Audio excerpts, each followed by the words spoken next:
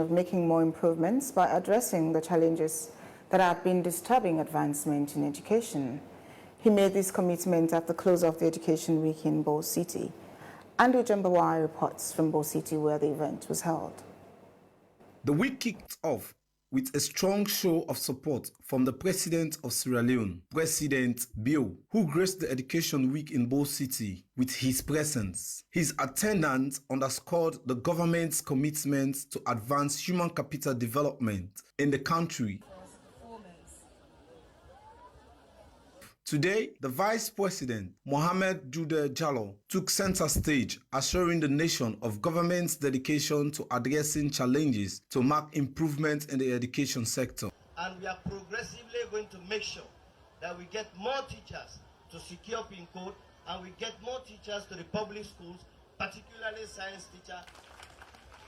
Another challenge that we want to acknowledge as a government is what I will call the weak supervision role of particular stakeholders. Today, if you have 137,000 kids that pass WASC and they are going to hire technical institutions, the infrastructure is not adequate.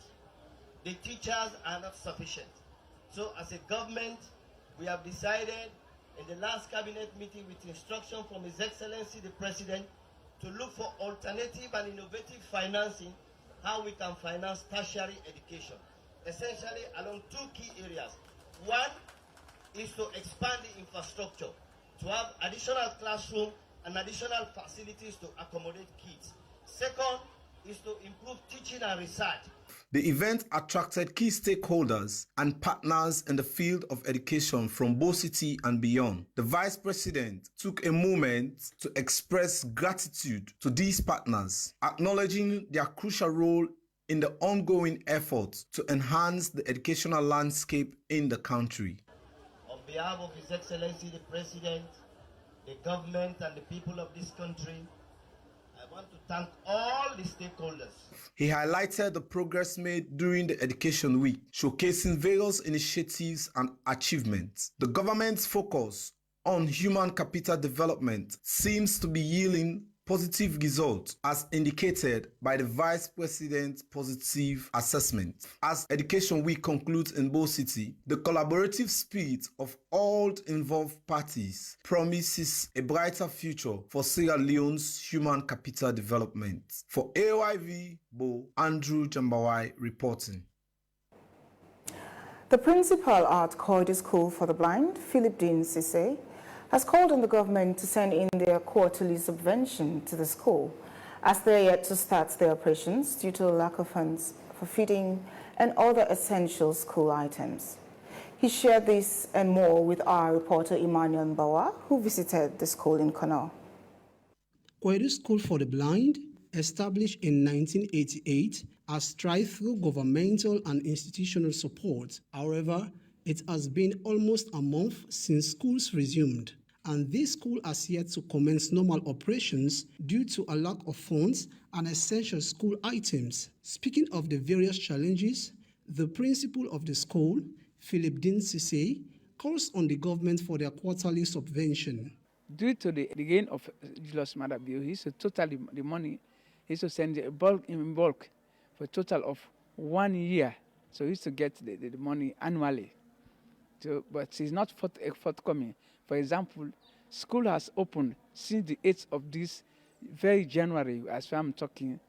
The school has opened, but yet still, with the disabled school, particularly the blind school, in Kono this time, not only in Kono this time, but all the blind schools all over the country are not open yet, because the quarterly subvention, which is supposed to be brought by the government, nothing as yet. So we are currently, we closed down the school because of the lack of this subvention. Jeremiah Gegba, one of the volunteers who has been teaching since 2014, also appeals to be included on the payroll.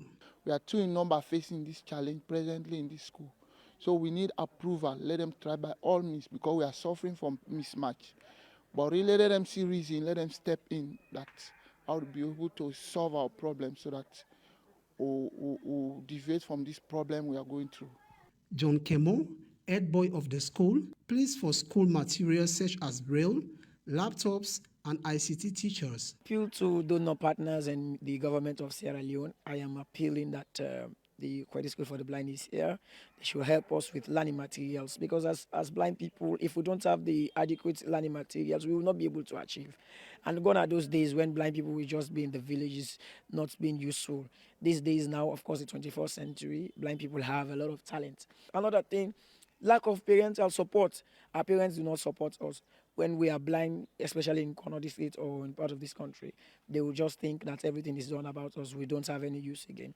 With governmental and institutional support, Kwedi School for the Blind is hopeful to have a conducive teaching and learning environment, challenges that the principal, Philip Dinsise, says need urgent response. Emmanuel Boa, AYV